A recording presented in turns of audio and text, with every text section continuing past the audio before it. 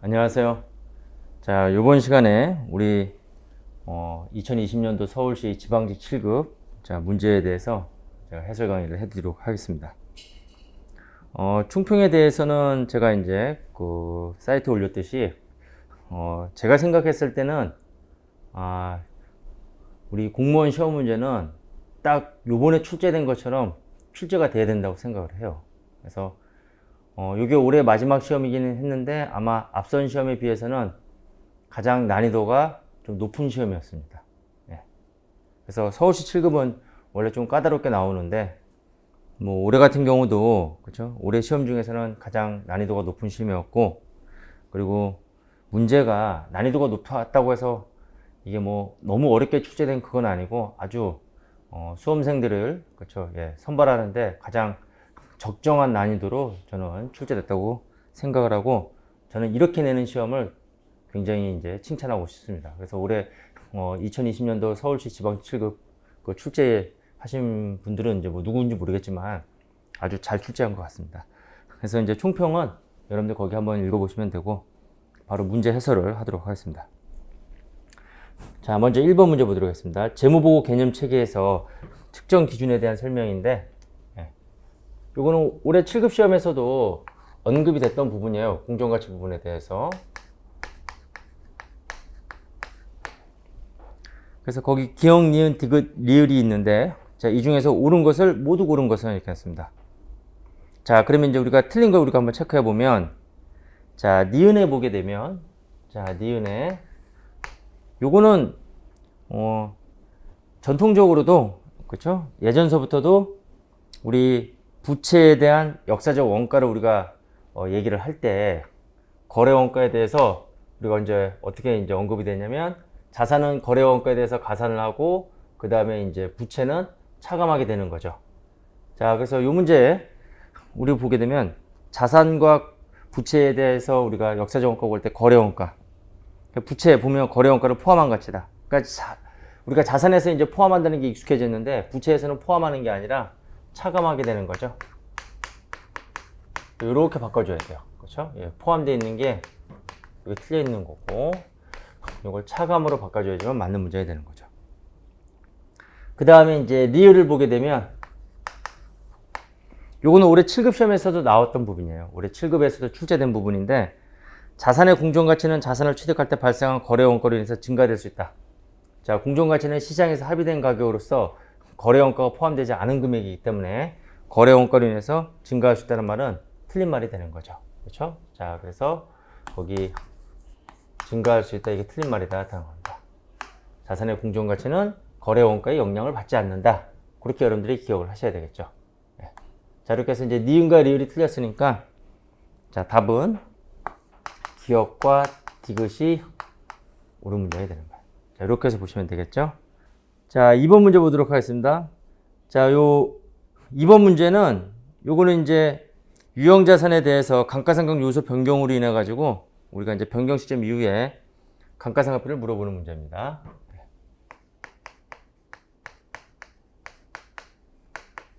자, 그래서 이제 우리가 변경 시점에 우리가 이제 장부 금액을 구해야 되는데, 자, 변경 시점의 장부 금액, 자, 7차 연도. 7차 연도에 장부 금액을 우리가 이제 계산을 하게 되는 거죠. 자, 7차 연도 장부 금액은 지금 취득원가가 20만 원이고 잔존 가치가 2만 원으로 추정되는 유형자산의 내용 연수를 10년으로 예상하고 정액법을 적용하여 6년간 생각하여 7차 연도에 유형자산을 8년 동안 더 사용할 수 있을 것으로 재추정하였다. 자, 그럼 이제 7차 연도 시점에 이 장부 금액을 얘를 새로운 취득원가로 이제 우리가 계산하시면 되는 거예요.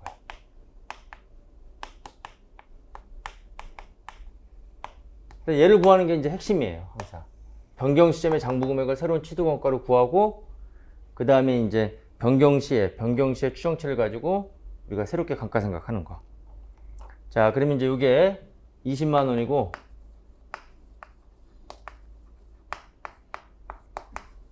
그 다음에 20만 원에서 잔존가치 2만 원 차감한 금액, 감가상각 대상 금액, 그 다음에 10분의 6 하게 되면 이게 이제 9만 2천 원. 자, 이게 바로 이제 7차 연도에 그 장부 금액이 되는 거예요.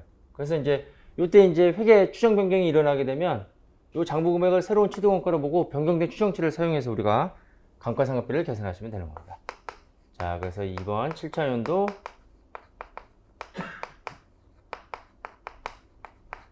감가상각비. 자, 이거 계산하게 되면 취득가액을 이걸 이제 새로운 취득원가로 본다고 그랬잖아요. 이거 새로운 취득원가로 간주해서 92,000원. 그리고 마이너스 그 다음에 이제 잔존가치가 자 5,000원 됐죠. 그렇죠? 그러니까 요게 이제 7차 연도에 변경된 추정치를 사용한 새로운 감가상각 대상 금액이 되는 거고, 거기에 이제 내용요수가 잔존 내용요수를 새로운 내용요수로 보면 돼요. 8분의 1이 되는 거죠. 자, 이렇게 해서 계산하시면 이게 10875 이렇게 나오게 되는 겁니다. 아시겠죠? 그래서 이제 이게 유형자산에 대해서 우리 회계 추정 변경하는 거. 이 문제는 회계 추정 변경인데, 회계 추정 변경 문제 나오면 거의 뭐 90% 이상 유형자산에 대해서 우리가 회계 추정 변경이 나온다라고 제가 말씀을 드렸죠. 그래서 요번에도 회계 추정 변경으로서 우리가 유형자산이 나왔어요. 유형자산 말고도 이제 다른 내용으로도 나올 수 있는 주제가 있는데 뭐 무난하게 유형자산으로 출제를 했네요. 그래서 이제 얘를 새로운 취득원가로 간주를 하고, 그 다음에 변경된 추정치, 그렇죠? 변경된 내용연수, 여기 이제 변경된 내용연수 새로운 연수로 보는 건데, 이걸 우리가 잔존 내용연수, 변경으로 인한 잔존 내용연수를 새로운 내용연수로 봐서 감가상각 하시면 되는 겁니다. 자, 이렇게 해서 보시면 되고, 자, 그 다음에 이제 3번 문제.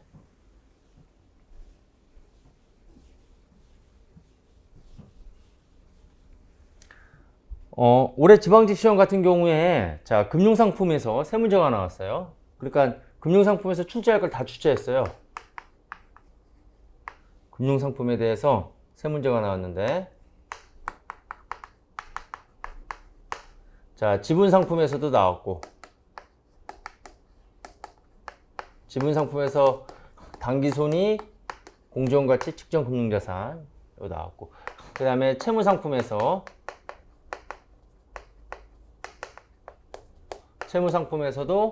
이거 나왔죠. 자, 그래서 지금 여기 나와 있는 지금 이거 3번 문제가 바로 채무상품에서 기타 포괄손익, 공정가치, 측정 금융자산으로 분류하는 거 이거 나왔고, 그 다음에 또 지분상품에서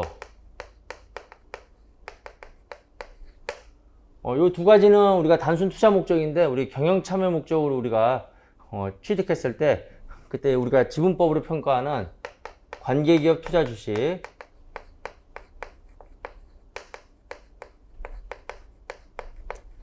이거 나왔고, 그리고 이제 금융상품인데 엄밀히 말하면 한 문제가 더 나왔어요. 또 무슨 상품이 나왔냐면 복합금융상품이 나왔습니다. 복합금융상품으로서 뭐 나왔냐면 전환사채가 나왔어요. 그러니까 올해 2020년도 요 지방직 시험에서 가장 큰 특징이 금융상품. 금융상품. 요거는 이제 투자자 입장에서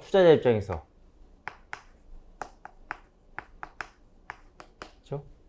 요거는 발행자 입장에서 출제가 됐다 한 겁니다. 그래서 뭐 다룰 수 있는 금융상품은 다 다룬 것 같아요. 자, 그러면 이제 3번 문제가 바로 3번 문제가 요거예요. 요 문제 3번이 얘를 설명하고 있는 거고, 그 다음에 뭐 나머지 것도 우리가 한번 제가 이제 집어넣어 드릴게요. 또 4번 문제 있죠? 요 4번 문제가 요 지분상품이에요. 4번 문제가 지분상품이 되는 거고, 자, 그 다음에 우리 관계기업 투자했죠. 관계기업 투자는 저기 몇 번 문제 나왔냐면 15번 문제.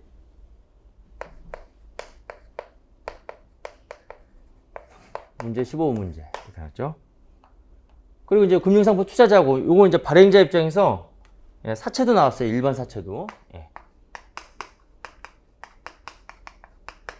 요거는 이제 발행자 입장에서. 예. 요거는 발행자 입장에서 나온 거다.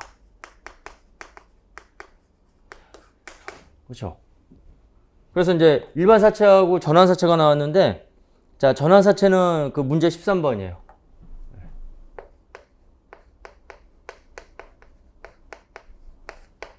그 다음에 일반 사채 부분. 자, 일반 사채가 거기 어디 있냐면 문제 8번이에요.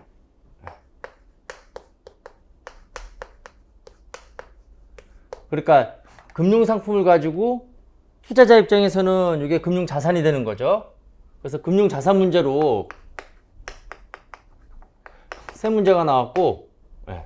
그 다음에 발행자 입장에서는 금융부채로 계상하겠죠. 예. 금융부채로 계상하는데 우리 복합금융상품과 관련해서는 그렇죠. 요거는 이제 복합금융상품은 요 전환사채만 해당이 되는 거고, 요거는 그냥 바로 금융부채다 이렇게 얘기를 하는 거죠. 예. 일반 사채는. 예. 이렇게 해서 요거는 또 이제 일부분 또 자본으로 표시하는 그 부분이 또 나왔고, 아무튼 이렇게 정말 다양하게 출제가 됐습니다. 그래서 다양하게 우리 금융상품과 관련해서는 시험에서 다 언급이 됐어요. 이번 시험에서 요 금융상품을 아주 중요하게 다룬 거예요. 자, 그렇게 해서 이제 이렇게 이제 우리가 다뤘다 한 겁니다. 요걸 제가 이제 싸잡아서 다 설명을 드릴게요. 요걸 다 싸잡아가지고 요거 금융상품을 한꺼번에 출제된 거를 문제 순서와 관계없이 제가 설명을 드리도록 하겠습니다. 자, 그러면 문제 먼저 3번부터 보도록 할게요.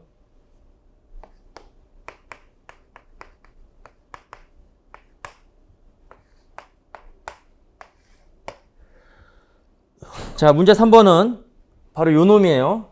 그러니까 나중에 공부하실 때도 뭐하고 연결이 되는지 그 연관관계를 잘 이제 생각하면서 이제 보셔야 되겠어요. 자, 요게 이제 FVOCI로 나왔습니다. 기타 포괄손익, 공정가치, 특정금융자산.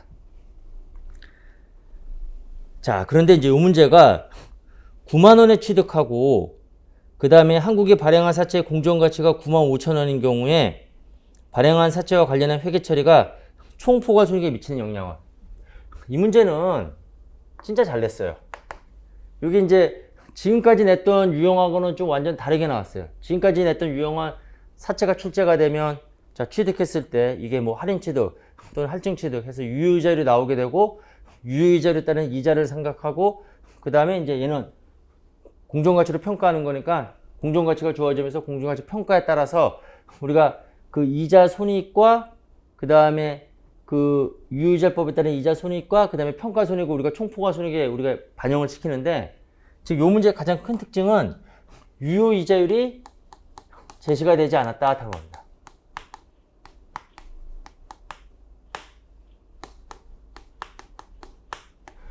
그렇기 때문에 우리가 지금까지 풀어왔던, 지금까지 이제 출제되었던 그 문제대로 이제 여러분들이 이 문제를 접근했다라고 하면 그때는 못 풀어요. 왜 그러냐면 유효이자율이 제시되지 않았기 때문에 우리가 유효이자법에 의한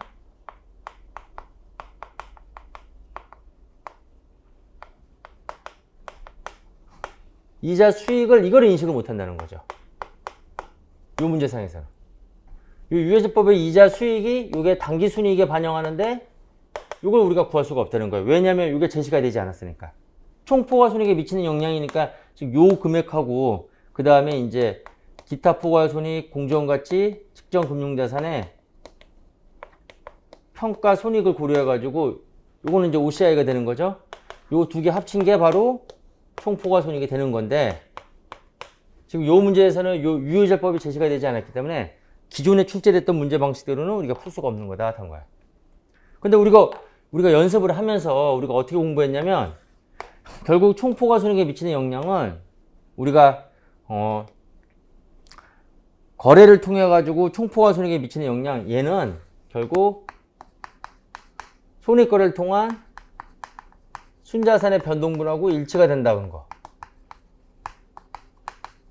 요걸 우리가 이제 공부를 했던 거잖아요. 그러니까 지금 요 문제는 기존에 출제됐던 그런 문제로 그런 형식으로 푸는 게 아니라 순자산의 변동분을 구해가지고 이 순자산의 변동분이 결국 총포괄손익하고 일치된다. 그렇게 여러분들이 접근을 하셔야 되는 겁니다. 자, 그러면 이제 결국 이 문제를 통해서 우리가 순자산의 증감분은 우리가 어떻게 파악할 수가 있냐면 기초에 얼마였어요? 9만 원에 취득했는데 기말에 9만 5천 원이 되는 거잖아요. 자, 그럼 9만 5천 원에서 9만 원을 차감하면 5천 원이 증가하게 되는 거죠. 그 5천 원 증가분에 여기서 주의할 거는 우리가 액면이자로 현금이자를 받게 되는 거잖아요. 자, 그러면 이제 현금이자, 액면이자 얼마? 10,000원 해서 얼마? 이거 15,000원 증가하는 게 바로 총포괄손익에 영향을 미치는 거다.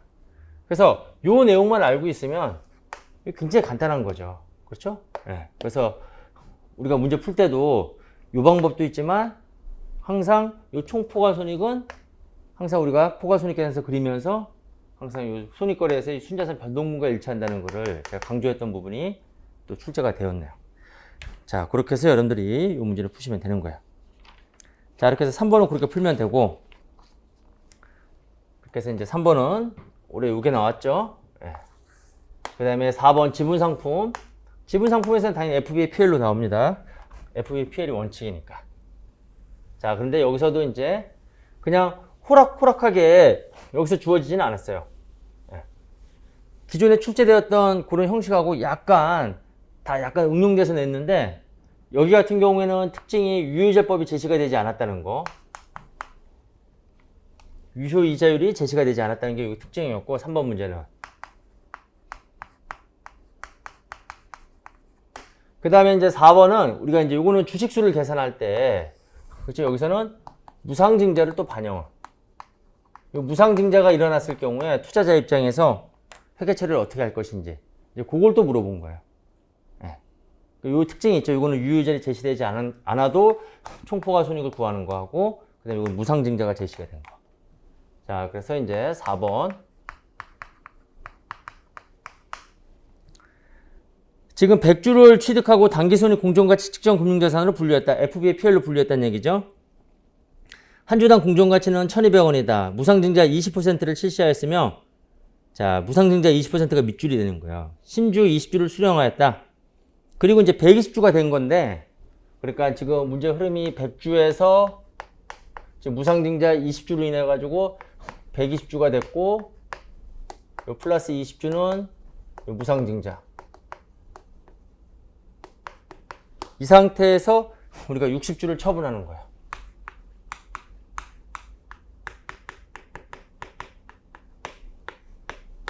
자, 60주 처분할 때, 그렇죠? 60주 처분할 때, 처분 손익을 구하라고 그랬는데, 처분 손익은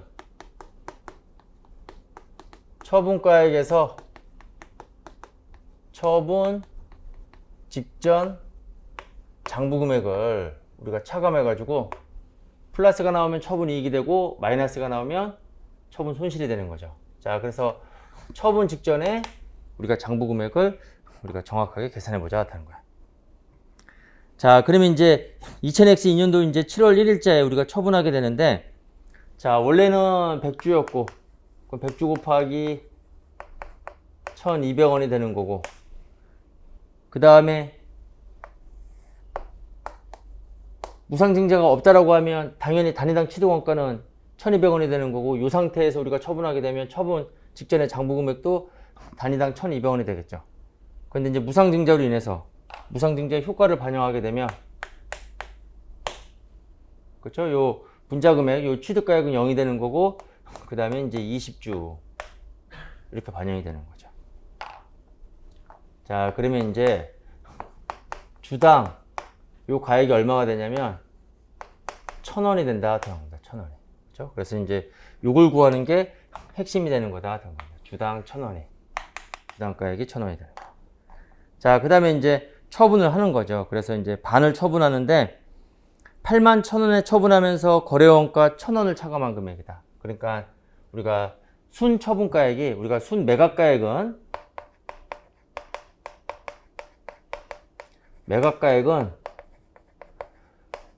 공정가치 마이너스 처분 부대 원가. 요게 이제 매각가액이 되는 거예요. 매각가액은 공정가치 마이너스 처분 부대 원가. 자, 따라서 이제 81,000원에서 자, 마이너스 1,000원. 8만 원이 되는 거고, 그 다음에 60주 곱하기 1,000원 하게 되면 6만 원. 그럼 2만 원만큼 플러스가 나오죠? 그럼 요게 뭐가 되는 거야? 처분 이익이 되는 거다. 자, 이렇게 해서 여러분들이 계산하시면 되겠어요. 됐죠? 자, 그렇게 해서 보시면 되고, 자, 이렇게 해서 이제 우리 지분 상품에서 FB의 PL, FB PL 이렇게 정리하시면 되고, 그 다음에 이제 관계기업 투자 주식 나온 거, 관계기업 투자 주식 나온 거, 요거 문제 15번에 있지만, 요 금융상품 올해 이게 지방직 시험에 아주 큰 특징이니까 요거를 다 한꺼번에 이제 묶어서 정리를 해드릴게요. 요거는 이제 투자 목적이 아니라 경영 참여 목적으로 우리가 취득했을 때 그때 지분법에 의한 회계 처리를 물어보는 거죠. 자, 그래서 문제 15번. 자, 문제 15번 우리가 보도록 하겠습니다. 자, 문제 15번을 보게 되면, 자, 지분법에 의한 회계 처리예요. 요 문제도 하여튼 쉽게는 출제가 안 됐어요. 그렇다고 꽤 복잡하게 어렵게 출제된 것도 아니고 하나씩 하나씩, 그렇죠? 예, 공부한 사람들만 공부하는 사람들하고, 그 다음에 이제 쉽게 공부한 사람하고 그렇지 않은 사람들하고 요 차이를 두려고 하나씩 요 요소를 물어본 거예요. 얘가 들어갔을 때는 어떻게 우리가 이제 회계 처리해야 될지, 또는 유효자법 이게 제시가 되지 않았을 때 어떻게 풀어야 될지 하나씩 하나씩 이렇게 이제 요 포인트를 물어본 게 있다는 거예요. 포인트. 그냥 단순하게 지금까지 출제됐던 그런 형식대로 출제된 게 아니라. 그래서 제가 잘냈다고 하는 거예요. 그러니까 공부한 사람이 이거 다 틀릴 수도 있고, 그 다음에 공부한 사람이 다 맞을 수도 있는 거죠. 그러니까 난이도 있게 공부했으면 당연히 쉽게 출제가 되든 이런 식으로 출제가 되든 아마 문제를 다 쉽게 맞췄을 겁니다. 얘도 못 찾는 거죠. 얘도 여기서는 이제 특징이 뭐가 있냐면, 지금 취득을 했을 때 공정가치하고 장부금액에 차이가 난다는 거. 건물에 대해서, 그렇죠? 예. 건물에서 보통 일반적으로는 전형적인 유형이 뭐 장부금액과 공정가치 차이는 없다, 이런 식으로 이제 나왔는데, 여기서는 지금 건물과 관련해서 장부금액과 그 다음에 공정가액의 요 차이가 발생하는 거. 요게 또 이제 요 문제를 풀기 위해서는 요 내용을 알아야지만 요 문제를 정확하게 풀 수가 있는 겁니다. 다른 내용은 굉장히 단순하게 나왔어요. 요거만 딱 알면 정확하게 풀 수 있게 그렇게 냈어요. 아주 문제를 잘 냈어요. 자, 그러면 이제 취득가액이 자 80만 원이 돼요. 자, 그럼 지분법에 의해서 우리가 회계 처리하게 되면 관계기업 투자 주식 금액으로 80만 원 이렇게 이제 회계 처리하고, 우리가 이제 어떻게 공부했냐면, P투자회사가 보고하는 당기순이익, P투자회사가 보고하는 당기순이익, 여기다가 이제 우리가 지분율을 곱해가지고 순이익이 이제 플러스가 되는 거고, 만약에 순손실이면 마이너스가 되겠죠. 그래서 이거를 우리가 요 관계기업 투자 주식 금액에 가산하는 걸로 우리가 공부를 했는데, 여기서 이제 중요한 게 뭐냐면, 요 P투자회사가 보고하는 당기순이익에서 요 당기순이익은, 그죠? 요거는 단순하게 P투자회사의 당기순이익을 얘기하는 게 아니라, 이거는 독립영업이익, 독립영업이익으로 우리가 계산해서 이러한 자산에 대한 과소로 인한 손익의 차이를 반영을 시켜야 된다는 거예요. 지금 요 문제가 그런 거죠. 지금 요 문제가, 지금 장부에는 우리가 장부가액과 공정가치가 있는데, 장부금액하고 공정가치를 비교해봤을 때 장부금액이 공정가치보다 30만 원 더 작다고 그랬어요. 그런데 투자회사 입장에서는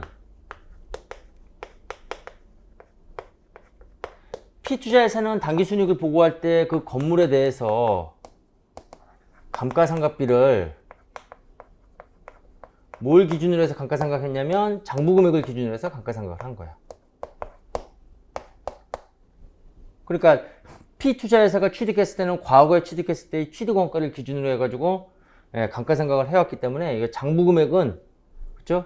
과거 취득원가로 우리가 기록이 되어 있지만 투자회사가 취득하는 시점에서는 투자회사는 이거를 공정가치로 취득을 하는 거잖아요. 물론 이 건물을 취득하는 게 아니라 이 회사의 주식을 취득하는 건데 그렇죠? 그 회사의 주식을 시가로 취득한다는 거는 결국 이 회사의 그렇죠? 자산과 부채를 시가로 인수하는 결과하고 똑같다는 거예요. 그래서 투자회사는 공정가치를 기준으로 해서 감가상각을 해야 된다는 겁니다. 아시겠어요? 네. 그 차이를 나타내는 거죠. 자, 따라서 그렇기 때문에 지금 30만 원 과소평가되어 있고 이게 내용연수 6년에서 정액법으로 감가상각된다고 했으니까 매년 투자회사는 감가상각비를 30만 원 나누기 6 하게 되면 5만 원씩 추가로 더 비용으로 계산을 해야 된다는 거예요. 그런데 P투자회사가 보고하는 당기순이익에는 이게 보고가 안 돼 있으니까 이걸 감안을 시켜야 되는 거죠. 자, 따라서 우리가 독립영업이익을 구한다라고 했을 때는 P투자회사가 보고하는 당기순이익 자, 매년 자 10만 원과 그 다음에 20만 원 2년에 걸쳐서 여기다가 2년간에 걸쳐서 5만 원씩 두 번 우리가 감가상각비로 계상을 해야 된다는 거죠. 그렇죠? 이게 이제 당기순이익, 요 장부금액을 기준으로 하는 요 당기순이익 보고금액에는 이게 지금 실현되지 않은 건데, 그렇죠? 요 미실현된 손익도 우리가 반영을 시켜야 된다는 거예요. 자, 그래서 이제 우리가 계상을 해야 된다는 거죠. 그러니까 요게 이제 핵심이었어요. 요게 바로 장부금액과 공정금액 차이에 반영될 금액. 그리고 여기다가 이제 우리가 지분율을 곱하면 되는 거죠. 그래서 이제 문제에서 제시되어 있는 지분율은 40%니까 여기다가 0.4를 곱해주면 되는 겁니다. 됐죠? 자, 그러면 얼마 나옵니까? 88만 원. 그러니까 이제 요 내용만 장부금액과 공정가치 차이로 인한 요 추가적으로 당기순이익의 감가상각비 보고해서 우리가 독립영업이익 계산하는 것, 요 내용만 알고 있으면 쉽게 맞출 수 있는 문제였습니다. 자, 이렇게 해서 이제 여러분들이 요 금융상품 출제된 거, 요 세 문제 정리하시면 되고, 자, 그 다음에 이제 금융상품 이제 발행자 입장에서는, 금융상품 발행자 입장에서는 우리가 이제 금융부채로 계상하는데, 자, 우리 일반 사채, 가장 대표적인 금융부채인 일반 사채와 그 다음에 사채에 전환권이 부여되어 있는 복합금융상품, 요 두 가지가 또 이제 시험에 나왔어요. 자, 그럼 이제 일반 사채부터 먼저 보도록 할게요. 자, 문제 8번. 요것도 그냥 쉽게 내지는 않았어요. 그렇죠? 자, 그래서 제가 이제 올해 출제된 문제가 출제를 잘했다고 제가 이제 칭찬을 하는 건데, 이게 어려운 내용은 아니지만 요 일반 사채에 대한 또 본질을 꿰뚫고 있어야지만 또 문제를 맞출 수 있는 거예요. 자, 지금 문제에서 자, 2000X 2년부터 2000X 3년까지 2년간 사채와 관련한 총 이자 비용을 이렇게 나왔어요. 일단은 우리 사채 이자 비용은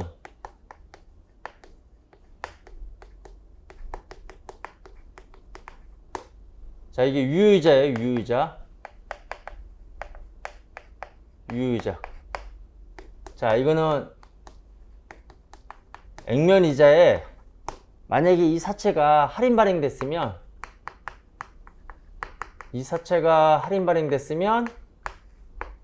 그때는 액면이자에 상가액을 가산시킨다 하는 겁니다. 할인 발행됐으면 액면이자에 상가액을 가산한다는 거야. 올해는 이제 할인 발행이 나왔는데 할증 발행이 나올 수도 있어요. 이것도 이제 우리가 한번 체크해 보면 할증 발행은 이거는 사채 이자 비용 계산할 때 액면이자에 상가액을 차감해서 계산하는 겁니다. 자, 이거 이제 올해 같은 경우에는 이제 얘가 나왔잖아요. 할인 발행이. 그러면 이제 2년간에 우리가 이제 이자 비용을 계산하는데 그 2년간의 이자 비용을 2년간의 액면 이자에다가 2년간의 상가액을 가지고 우리가 계산하시면 되는 거예요. 자, 그러면 이제 2년간에 그렇죠? 우리가 액면 이자는 얼마가 됐냐면 지금 50만 원에 8%. 그렇죠? 그다음에 액면이자율 8%. 그리고 이제 2년이니까 자, 액면이자분은 50만 원 곱하기 0.08 곱하기 2 해주면 되고, 이게 2년간의 액면이자 부분이 되는 거예요. 그 다음에 여기에 이제 2년간의 사채 할인 발행 차금 상각액.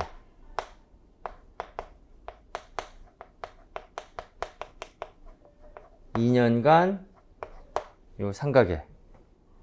자, 그러면 이제 상각액이 얼마가 되냐?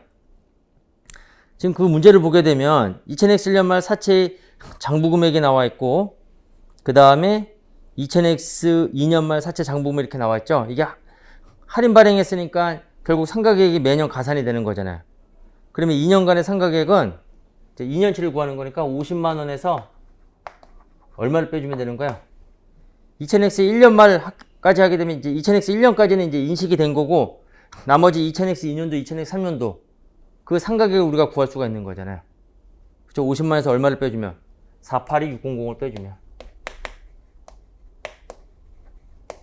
왜냐하면 482600 2000X 1년 말에 482,600에서 출발해가지고 이게 2000X 2년 말, 그 다음에 2000X 3년 말, 이 각각 가산되는 상각액이 이게 가산이 되는 거잖아요. 상각액이. 그래서 이제 얼마 되는 거예요? 액면가액인 50만 원 되는 거잖아요. 그래서 이제 2년간의 상각액을 우리가 이렇게 계산할 수가 있는 거죠. 그렇죠? 예. 요 문제에서의 포인트는 바로 요 놈이었어요. 이걸 알고 있냐? 우리가 할인 발행일 때 사채 유효이자는 액면이자에다가 상각액을 가산하는 건데, 이거 2년치니까 2년치 액면이자에다가, 그렇죠? 그 다음에 1년 말 시점에서의 상각부원가가 주어지면서 이게 2년 후 시점에 이게 액면 금액으로 우리가 일치가 되니까 이 차이 금액이 바로 2년간의 상각이 되는 거다 하는 겁니다.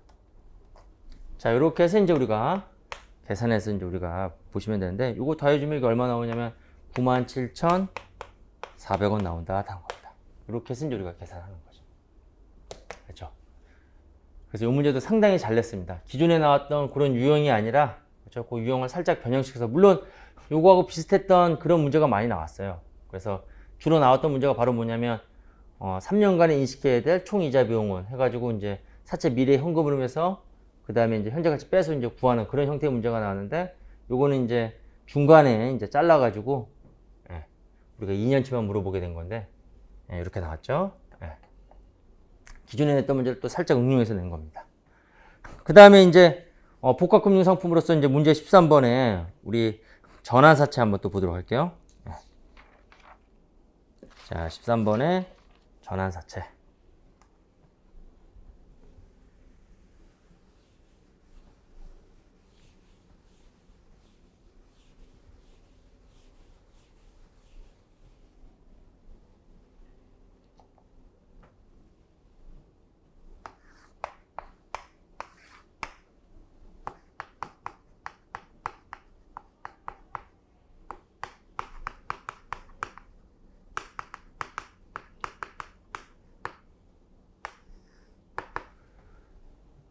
자, 전환사채인데, 자, 여기 13번입니다. 물론 이제 전환사채 물어보면 제가 전환권의 가치, 전환권 대가 물어본다 그랬잖아요. 그렇죠? 예. 그래서 12월 결산법인인 주식회사 서울은 2000X 1년도 1월 1일 액면금액 10만원, 표시이자율 2%, 2년 만기 전환사채를 97,000원에 할인 발행하였다. 이렇게 나왔어요. 자, 여기 이제 전환사채 발행가액,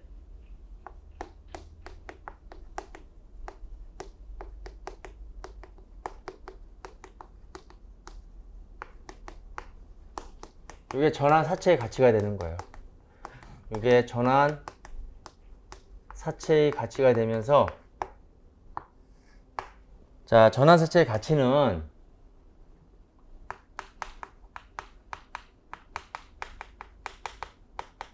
일반 사채의 가치에다가 전환권의 가치가 포함되어 있는 거예요. 그래서 우리가 요 일반 사채의 가치는 요거는 이제 우리가 부채로 계상하고, 요 이 전환권의 가치는 요거는 부채의 성격이 아니죠. 요거는 자본의 성격이 되는 겁니다. 자, 그래서 요거는 자본으로 계산된다. 그래서 부채와 자본의 성격이 혼합되어 있다고 그래가지고 얘를 우리가 복합금융상품이다 이렇게 얘기를 하는 거죠. 그렇죠? 네. 그래서 요 전환권의 가치를 어떻게 구하냐? 전환사채의 가치에서 이 전환사채와 동일한 미래 현금 흐름을 갖는 일반사채로 발행했다고 가정했을 경우에 그 일반사채의 그 유효이자를 가지고 현행이자를 가지고 우리가 이제 할인해가지고 그 차감한 나머지가 바로 전환권의 가치가 되는 거. 그렇게 보시면 되는 거죠. 그래서 이 문제가 뭐 전환사채 뭐 발행가액인데 우리가 뭐 지금까지 쭉 나왔던 게 액면 발행이 나왔는데 뭐 할인 발행 나오면 그 할인 발행 금액이 바로 뭐가 되는 거예요? 전환사채 가치가 되는 거예요. 자, 그래서 이제 이게 얼마가 되냐면 이제 이게 97,000원이 되는 거잖아요. 그런데 이제 이러한 전환사채의 미래 현금흐름과 동일한 현금 흐름을 갖는 일반 사채를 발행한다라고 가정했을 경우에 그 가치를 구해가지고 그걸 빼주면 되는 거죠. 그래서 일반 사채에 우리가 가치를 구하는 건데, 자, 요 미래 현금 흐름을 우리가 추정하게 되면, 자, 매년, 자, 액면이자가 얼마만큼 발생하냐면 10만원에 액면이자율 0.02가 되는 거고, 그 다음에 이거에 대한 현재 가치니까 우리가 연금의 현가계수를 곱해서 우리가 이제 계산하시면 되는데, 이게 1.5다 하는 겁니다. 됐죠? 그 다음에 이제 액면 금액이 10만원에 상환할증금이 만원이 있어요. 자, 그래서 10만원에 상환할증금 만원. 자, 11만원. 이게 이제 미래 일시금이 되는 거죠. 이게 미래 일시금이고, 요게 액면이자가 되는 거예요. 그 액면이자의 현재 가치와 미래 일시금에 대한 현재 가치. 자, 미래 일시금에 대한 현재 가치가 지금 얼마가 되냐면 0.8이다 하는 거예요. 곱하기 0.8 해서 이제 우리가 계산하게 되면 91,000원이 되는 거예요. 됐죠? 자, 이렇게 해서 이제 일반 사채의 가치가 91,000원이 되는 거다 하는 겁니다. 여기 91,000원. 그럼 전환권의 가치는 97,000원에서 91,000원 빼니까 얼마? 6,000원 이렇게 되는 거예요. 됐죠? 이렇게 해서 이제 우리가 계산하는 거. 그래서 요거는 그 내용 자체가 좀 어렵기 때문에 아마 출제한 그 출제위원도 요거는 이 전환권의 가치 구하는 게 제일 핵심적인 내용이니까 꼭 기본적인 내용을 알면 점수를 줄 수 있도록. 요거는 이제 기본적인 내용. 이 내용 자체가 어려우니까 문제를 쉽게 냈고 나머지는 다 기본적인 파트로서 우리가 반드시 공부하고 가야 될 파트니까 요거는 단순하게 쉽게 내진 않고 이렇게 하나씩 출제 포인트를 집어넣어 가지고 이 출제위원이 물어보고자 싶어하는 그런 포인트를 집어넣어서 살짝 응용해서 낸 문제. 문제를 이렇게 내야 돼요. 자, 그래서 금융상품 많이들 어려워하는 부분인데 요걸 공부하신 분들은 근데 그냥 기본적으로 이렇게 단순하게 공부하는 게 아니라 좀 난이도 있게 공부하신 분들은 아마 여기서 아마 요 회계학 시험에 올해 회계학 그 지방직 시험, 요 서울시 요 지방직 7급 시험은 요 금융상품에서 이거를 잘 정리하신 분하고 그렇지 않으신 분하고 아마 이제 희비가 엇갈릴 거로 제가 생각이 되네요. 자, 이렇게 해서 이제 우리가 금융상품 이 부분을 제가 제일 강조했습니다. 요 부분이 올해 시험의 가장 큰 특징이었어요. 요 금융상품에 대한 부분이. 자, 그렇게 해서 이제 우리가 봤고, 나머지 문제 또 우리가 이제 보게 되면, 자, 5번에 이제 재무비율 분석 문제가 나왔죠? 자, 문제 5번. 재무비율 분석 문제다. 다음 겁니다.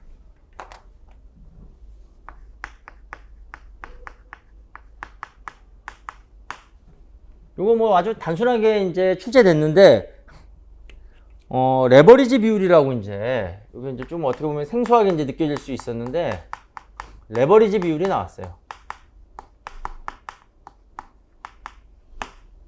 그래서 이제 기업의 안전성을 나타내는 우리가 지표로서, 그렇죠? 우리가 이제 이 레버리지 비율, 그 다음에 뭐 부채 비율, 뭐 이런 것들이 있는데, 자기 자본을 기준으로 해가지고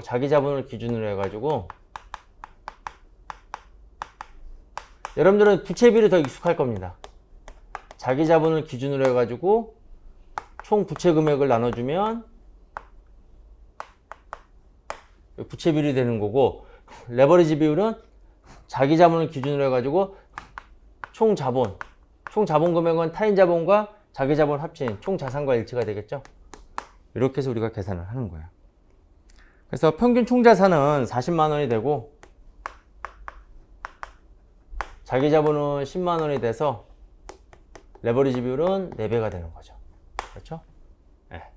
그래서 이제 답은 1번이 되는 거고, 나머지 이제 2, 3, 4도 우리가 한번 체크해 보면, 뭐 2, 3, 4는 이건 기본적인 거예요. 그러니까 혹시나 요 레버리지 비율을 요거를 모르셨던 분도 요 2, 3, 4를 요걸 풀었으면 뭐 여러분들이 쉽게 이제 답 1번이라는 걸 알 수가 있어요. 자, 매출액 순이익률은 거기 당기 순이익을 매출액으로 나눠준 거죠. 그래서 당기 순이익 2,000을 매출액 2만으로 나눈 거. 자, 10%. 그 다음에 총자산 회전율은 자, 매출액을 평균 총자산으로 나눠준 거예요. 자, 그래서 2만을 평균 총자산 4만. 0.5회. 그 다음에 자기자본이익률은 당기순이익을 자기자본으로 나눈 거죠. 그러니까 자기자본은 10,000원이 되고 당기순이익은 2,000원 돼서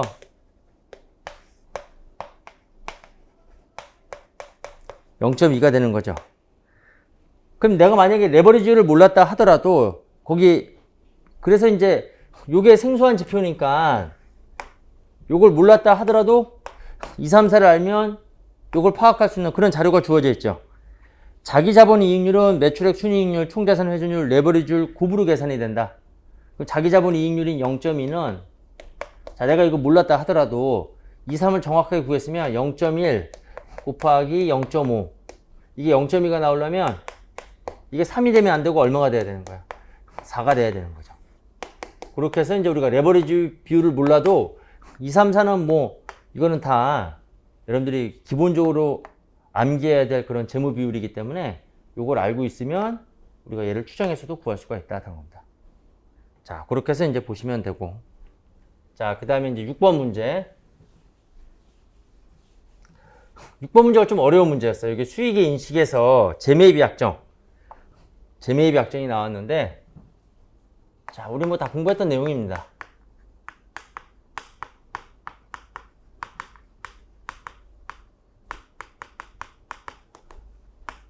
재매입 약정과 관련해서, 그렇죠?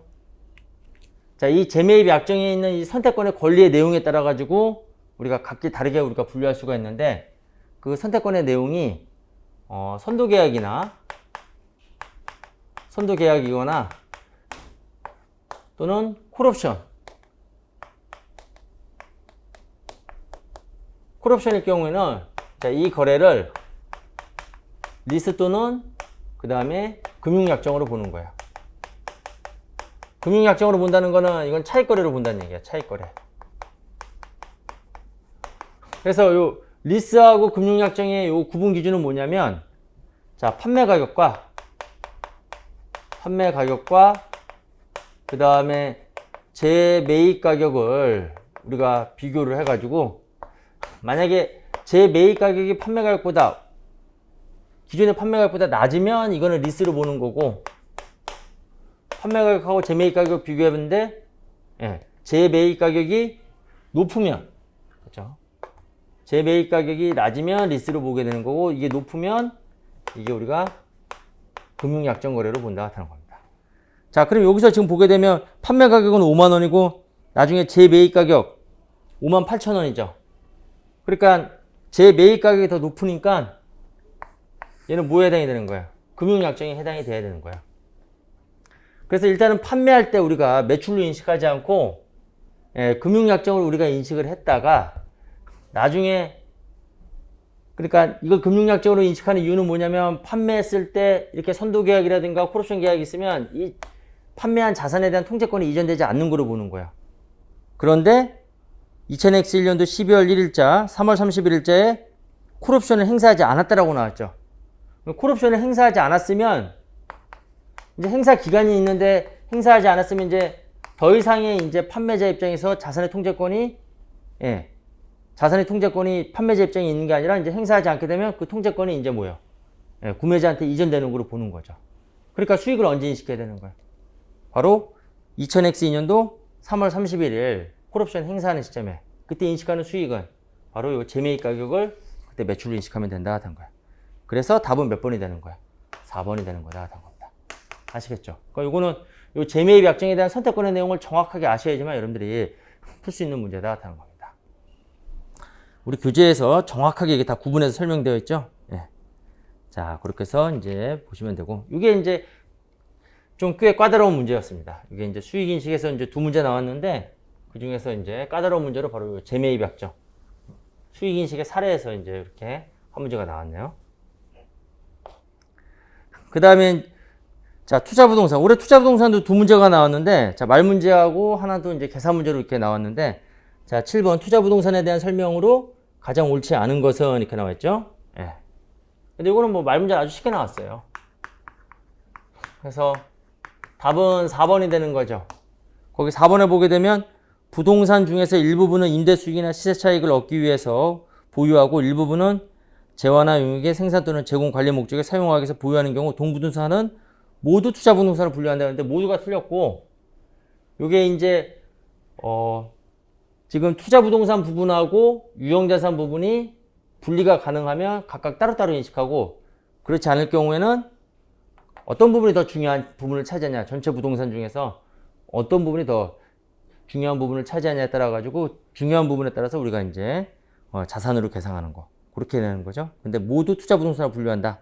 자, 그러면 이제 틀린 문장이 되는 거죠. 그래서 답은 4번이 되는 거고. 자, 8번은 아까 우리가 이제 우리 금융상품 정리해 줄 때 풀었던 문제고, 자, 9번에 충당부채에 대한, 충당부채라면 무조건 말로 문제로 나온다 했잖아요. 그리고 말 문제도 지금 강조했던 게 나왔죠. 예. 문제 9번. 그래서 이거 제가 이거 동용 모의고사 풀어줄 때도 이거 설명해 드렸죠. 이게 홀인원으로 설명드렸잖아요. 홀인원. 제가 홀인원 경험이 있어가지고, 예. 그때 그 설명으로 말씀드리면, 자, 홀인원 비용. 홀인원 한 다음에, 그렇죠. 이제 제가 이제, 앞으로 예상되는 어떤 뭐 이제 주변 사람들한테 이제 뭐 라운딩도 제가 이제 축하로 이제 해줘야 되고, 또 그 다음에 식사도 또 제가 이제 뭐 밥도 사야 되고, 그래서 이제 홀인원 비용 제가 얼마로 예상했냐면 1,000만 원. 이렇게 예상했다고 그랬죠. 그 다음에 홀인원 충당부채. 홀인원 아주 잘했어요. 지금 이거 설명하기가 아주 편하잖아요. 그쵸? 그러려고 제가 홀인원 했는지 모르겠지만 이게 1,000만 원 이렇게 계상을 해요. 근데 제가 언제부턴가 작년부터 이제 왠지 이게 홀인원 할 것 같아가지고, 예. 그쵸? 홀인원 할 것 같아가지고 제가 보험에 들었다고 했잖아요. 그래서 이제 요 홀인원 하게 되면 이제 돈이 많이 나가게 되니까 보험회사에서 그 영수증을 가져오면 실비로 보상을 해줘요. 자, 그래가지고 제가 이제 보험회사로부터 미수구 해가지고 2개 들었다고 그랬죠? 또 1개도 아니고. 보험회사에 저를 보험 사기꾼으로 지금 생각할지도 몰라요. 그리고 그 다음에 이제 관련되어 있는 손익은 상계가 가능하다 이렇게 나왔죠. 이걸 따로 수익으로 인식하지 않고 관련되어 있는 손익은 상계가 가능하다. 그래서 홀인원 비용은 홀인원 비용으로 이렇게 상계 가능하다 같은 겁니다. 그래서 이제 제가 강조했던 부분이 요 충당부채 인식하면서 관련한 요 손익은, 요 비용은 내가 보험회사를 통한 요 수익하고는 상계가 가능하다는 거예요. 요거는 상계 가능한데, 자, 주의할 게 관련되어 있는 자산부채, 요 자산과 요 충당부채, 얘는 상계하면 안 된다고 그랬죠. 자산부채는 상계할 수가 없다. 그래서 요거 이제 자산부채 측면하고 요 손익 측면하고 요거 다르니까 요거 꼭 기억하라고 그랬잖아요. 그래서 손익은 상계가 가능하다 그랬는데, 아니나 다를까 지금 손익은 상계에 표시할 수 없다 이렇게 하는데, 자산부채의 경우에 이제 상계에서 표시할 수 없고 이렇게 별도의 자산으로 계상해야 된다 이렇게 규정이 돼 있고, 얘는 별도의 자산으로 손익은 상계가 가능하다 하는 겁니다. 자, 그래서 답은 2번이 되는 겁니다. 됐죠? 요 수익 비용이라든지 또는 이 자산부채를 꼭 물어본다고 그랬잖아요. 자, 이렇게 해서 이제 출제가 된 겁니다.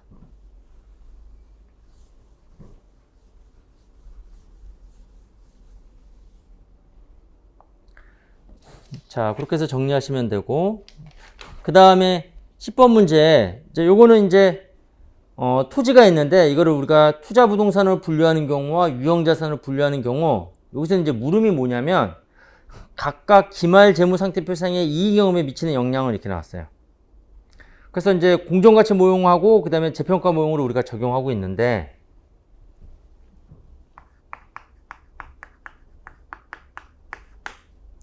자, 토지를 우리가 투자 부동산으로 분류하는 경우,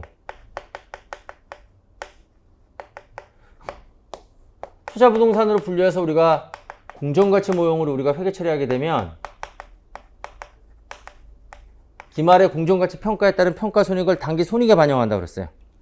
자, 그럼 이제 10만 원에서 15만 원이니까 자, 5만 원만큼 증가분을, 요게 이제 평가 이익이죠.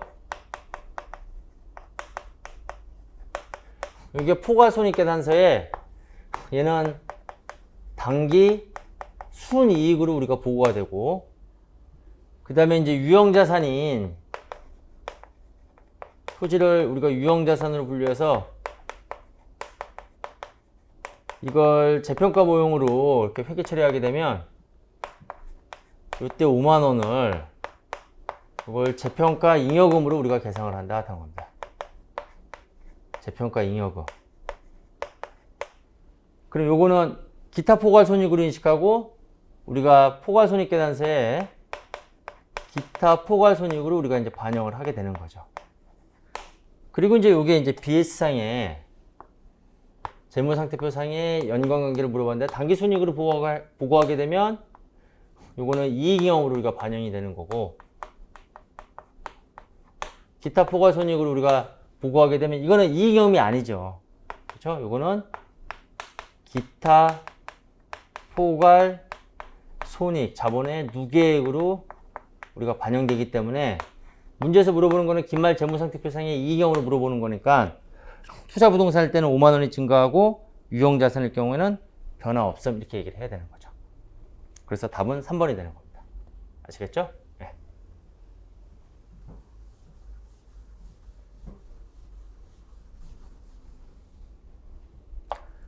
자, 그 다음에 11번 문제 보게 되면 뭐 아주 간단한 거예요. 이거는 우리가 재고자산에서 선입선출법하고 평균법을 적용하는 경우에 매출원가에 대한 감소액을 이렇게 물어봤는데, 자, 우리가 이제 T계정 그리라고 그랬죠. T계정. 네. T계정 그려서 우리가 날짜는 그냥 번호로 표시하라고 그랬잖아요. 날짜는 번호로 표시해라 된 겁니다. 그래서 1월 1일자에 100개, 그 다음에 매입 단가는 10원, 그 다음에 5월 8일 날에 50개, 네, 매입 단가는 13원, 그 다음에 8월 23일 날에 80개가 이제 판매가 돼요. 80개가. 그래서 이제 이거에 대해서 우리가 단가를 결정하는데 이게 바로 매출원가가 되는 거예요. 그죠? 뭐 판매는 한 번밖에 없으니까 매출원가 이렇게 한 번만 구하면 되는데, 자, 선입선출법에 의해서 구하면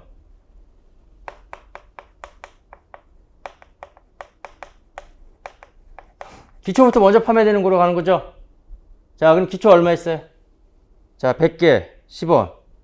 자, 그러면 80개 10원 되는 거고, 그럼 800원 되는 거고, 그 다음에 가중평균법으로 우리가 계산하게 되면, 예, 가중평균법 평균원가를 계산하는 거예요.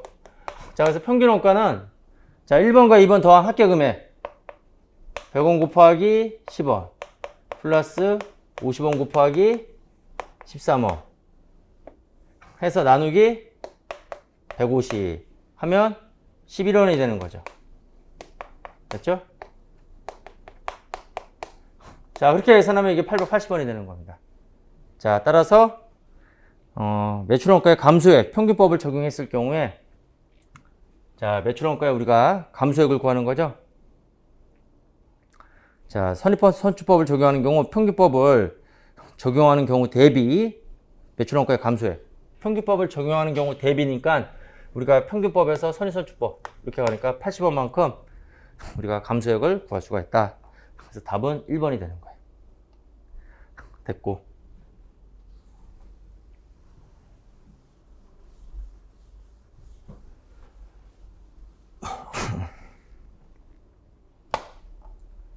자, 문제 12번 보도록 하겠습니다.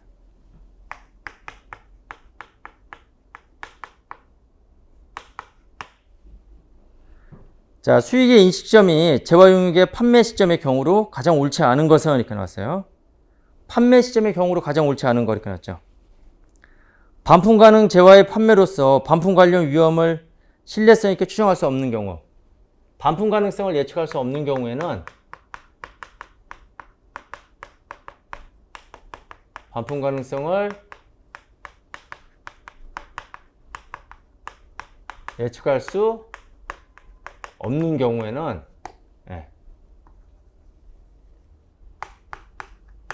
이때는 우리가 판매로 보지 않는다 하는 거예요. 그렇죠? 이때는 전액을 다 뭘로 인식한다고 그랬어요? 판매 금액 전액을 다 환불부채로 인식한다 하는 겁니다. 전액을 다 환불부채로 인식한다.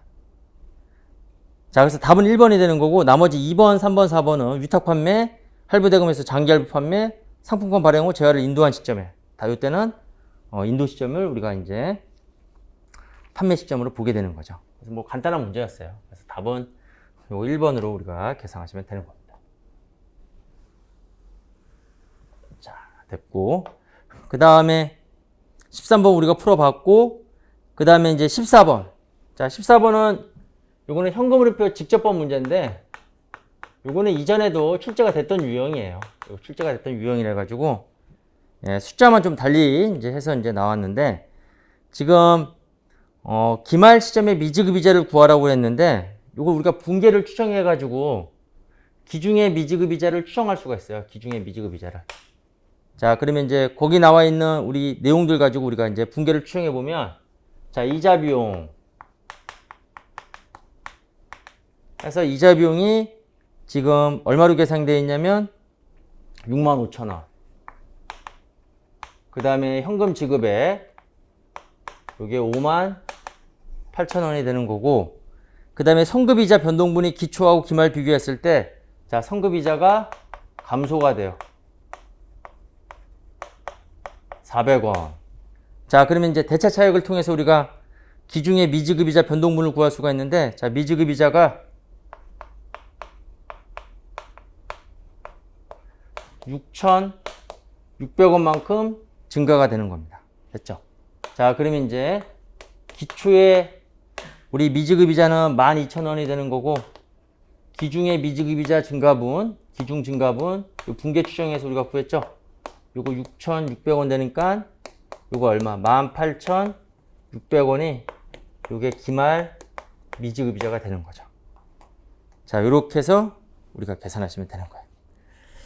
그 다음에 15번은 관계기업 투자 주식 우리가 앞에서 살펴봤고, 자, 그 다음에 이제 16번.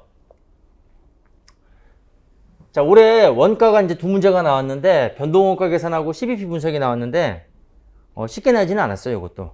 이것도 우리가 조금, 한번 우리가 이제, 이 출제자의 이 의도 포인트를 좀 파악을 해가지고 여러분들이 좀 풀어야 되는 그런 형태의 문제가 나왔습니다. 지금 이제 16번은 우리가 이제 그 각 원가 계산 방법별로 이익 차이 조정하는 건데, 자, 그러면 이제 우리가 변동원가 계산에 의한 영업이익에서 출발해가지고, 변동원가 계산에 의한 영업이익에서 출발해서 기초재고에 포함되어 있는 고정제조간접비, 그 다음에 기말재고에 포함되어 있는 고정제조간접비를, 자, 얘는 빼주고 얘는 더해서 가산하게 되면 우리가 전부원가 계산에 의한 영업이익을 우리가 구할 수가 있는 거예요.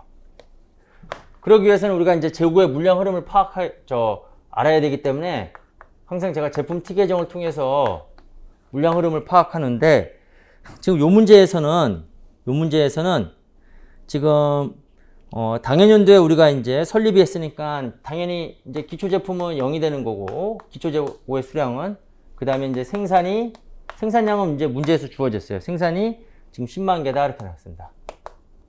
그럼 기말 재고의 증가분만 알면 이제 우리가 쉽게 풀 수가 있는데 지금 판매량이 안 주어졌다는 거예요. 그래서 판매량을 우리가 계산하는 게 요게 이제 요 문제의 핵심이었어요. 그래서 판매량을 계산하라고 지금 판매 가격이 주어져 있거든요. 그럼 판매 가격이 지금 50원이고 자, 그럼 변동원가 계산에 의한 영업이익이 주어졌으니까 지금 문제상에서는 변동원가 계산에 의한 영업이익이 60만 원으로 주어져 있잖아요. 그럼 이 60만 원을 우리가 구할 때 판매량 이거를 이제 미지수 X로 놓고 풀면 되는 거예요. 그러면 50에서 지금 단위당 변동원가가 지금 얼마가 되냐면 18원에 12원이니까 30원이 되고 우리가 미지수 판매량 X로 놓고 여기에 고정제조간접원가 100만 원을 차감해서 우리가 계산해 보면 이게 이제 변동원가 계산에 의한 영업이 60만 원 나오는 이 X를 구하면 되겠죠. 자, 그럼 이제 X가 여기 얼마 나오냐? 8만 단위가 나와요. 8만 단위. 여기 2만 단위가 되겠죠? 자, 그럼 이거 2만이고 기말재고 포함되는 고정제조간접비는 자, 2만 단위 곱하기 단위당 고정제조간접비는 지금 연간 총 고정제조간접원가인 100만 원을 그렇죠? 단기 생산량으로 나눠주면 되겠죠. 단기 생산량으로. 그러면 10원이 되겠죠? 네, 100만 원 우리가 10만 개로 나눠주니까. 그러니까 20만 원. 그래서 기말재고에 따른 고정제조간접비는 20만 원 해서 전부원가 계산의 영업이익은 80만 원이라는 걸 우리가 알 수가 있다. 다는 겁니다. 자, 이렇게 해서 이제 보시면 되고. 그 다음에 17번은 우리가 이제 아무도 예상하지 못한 리스가 나왔어요. 네, 리스가 나왔어요. 그렇다고 해서 이제 우리가 리스를 또 다 공부한다는 거는 그러면 이제 여러분들은 공무원 시험 보러 가는 게 아니라 회계사 시험 보러 가야 되는 거죠. 그래서 이제 이거는 뭐 어쩔 수 없는 내용인데 그래서 이제 리스에 대해서 우리가 공부는 안 했어도 우리가 그래도 출제될 만한 기본적인 이런 이론 문제는 우리가 이제 말 문제로서는 우리가 공부를 했잖아요. 그래서 이제 이거 리스가 이제 개정이 되면서 개정된 내용 중에서 이제 좀 특징을 이제 물어봤는데 이게 단기 리스하고 수액 기초 리스 자산인데 문제는 아주 쉽게 나왔어요. 이걸 몰라도 자 3번에 보게 되면 소액 기초 자산은 다른 자산에 대한 의존도가 매우 높지는 않다가 아니라 소액 기초 자산은 다른 자산에 비해서 매우 의존도가 매우 높은 자산이죠. 그래서 답은 3번이 되는 거다.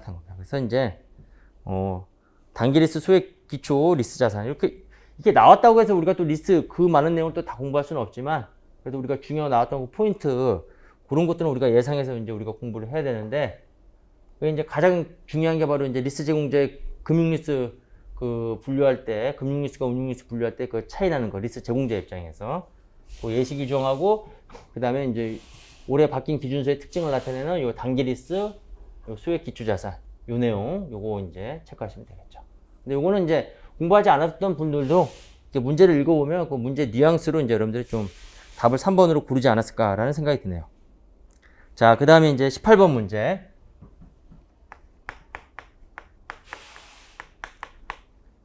요 이제 원가관리에서의 이제 CBP 분석인데 복수제품에서의 CBP 분석이에요. 자, 복수제품 CBP 분석이라서 제가 항상 그 매출 배합 비율이 금액 비율로 주어졌냐 아니면 또는 뭐야 수량 비율로 주어졌냐에 따라 가지고 금액 비율이 주어지면 가중평균 공원이익률을 구하라 그랬죠.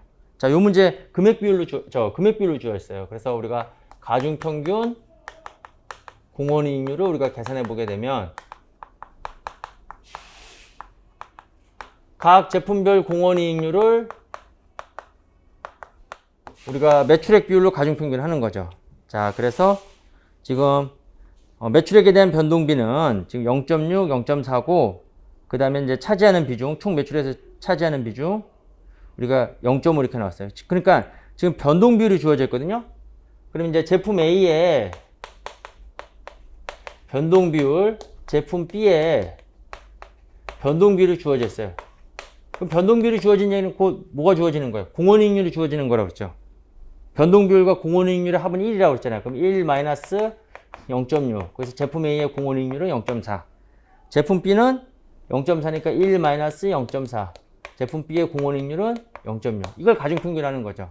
그 비율은 5대 5라고 그랬잖아요. 자, 그러면 0.5 곱하기 0.4 플러스 0.5 곱하기 0.6 해서 계산하게 되면 0.5가 나오게 되는 거죠. 됐죠? 자, 이렇게 해서 이제 우리가 식을 세우는 거예요. 그래서 가중평균 공원이익률 0.5 곱하기 매출액 S 마이너스 고정비 10만 원인데 20% 증가한다고 나왔으니까 곱하기 1.2 했을 때 당기순이익 10,000원을 달성하는 우리가 S를 구하라 하는 겁니다. 자, 이렇게 해서 이제 우리가 매출액 구해보면 여기가 얼마 나오냐면 26만 원 이렇게 나오게 되는 거죠. 아시겠죠? 네. 자, 이렇게 해서 보시면 되는 거고.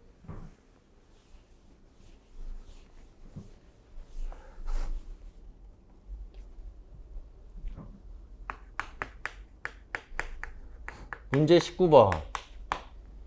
문제 19번. 자, 19번 이제 우리 정부에게서 지방자치단체회계인데 고정 순자산과 특정 순자산의 변동은 없다고 가정할 때 위의 사항을 제외하고 일반 순자산의 변동이다 이렇게 나왔어요. 자, 그러면 지금 순자산이 총 얼마 증가했냐면 3억 증가했는데 자, 그 중에서 이제 고정 순자산에 이제 증가분이 나와 있는데 거기 보게 되면 주민 편의시설이 지금 2억 증가했고 그 재원을 마련하기 위해서 장기 차입금 1억이다. 그러면 이제 고정 순자산에서는 주민 편의시설 2억에다가 요 1억 차감한 금액이 되겠죠? 네, 그러니까 고정 순자산의 증가분이 지금 뭐예요? 1억만큼 증가했고 특정 순자산에 대해서는 언급이 없으니까 나머지를 우리가 뭘로 보면 되는 거예요? 일반 순자산의 증가분으로 보면 되는 거죠. 그럼 얼마? 2억. 간단한 문제였습니다. 그리고 이 19번 문제는 올해 7급 시험 문제에서는 여기 말 문제로 나왔죠? 이거 7급 시험에서도 이거 순자산 이거 구하는 거 계산 문제로 나왔어요. 계산 문제. 계산 문제로 나왔는데 그거는 그 구하라는 게 나왔고 이거는 이제 증분을 통해 가지고 그 증분 잔액을 구하는 게 지방직에서는 출제가 됐네요. 그러니까 국가직에서도 출제가 됐고 지방직에서도 출제가 된 문제가 바로 19번 문제입니다. 그 다음에 20번 간단하죠. 특별회계인데 지금 틀린 거 지금 2번이죠. 지금 누가 빠졌어요? 일반 특별회계라는 거는 없고 일반회계, 기타 특별회계, 그 다음에 지방공기업 특별회계. 그러니까 특별회계는 기타 특별회계와 지방공기업 특별회계. 자, 요게 포함이 되는 거고 일반 특별회계는 아니고 일반회계로 바꿔야 되는 거죠. 그래서 답은 2번이 되는 겁니다. 자, 이렇게 해서 이제 올해 우리 2020년도 지방직 시험에 대해서 우리가 다 해설을 했고 아무튼 여러분들 뭐 올해 마지막 시험했는데 시험 보느라고 너무 수고 많으셨고 예, 아무튼 여러분들한테 좋은 결과가 있기를 간절히 바라겠습니다. 자, 여러분 수고하셨습니다.